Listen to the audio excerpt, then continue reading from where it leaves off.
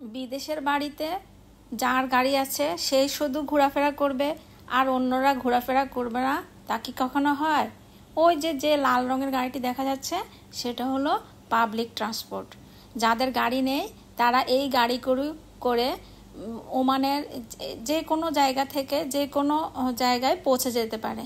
গাড়িগুলো খুবই সুন্দর, অনেকগুলো গাড়ি আছে, এগুলো এক একটা নাম্বার থাকে এবং এগুলো এক একটা রুটে নির্দিষ্ট টাইমে ছাড়ে, আবার নির্দিষ্ট টাইমে গন্তব্যে পৌঁছে যায়।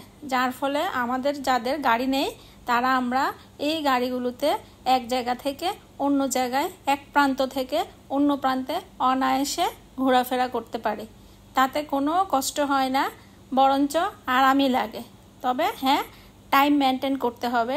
টাইমের আগে গাড়িগুলো ছাড়েও না, টাইমের আগে গাড়িগুলো পৌঁছায়ও না। আল্লাহ হাফেজ।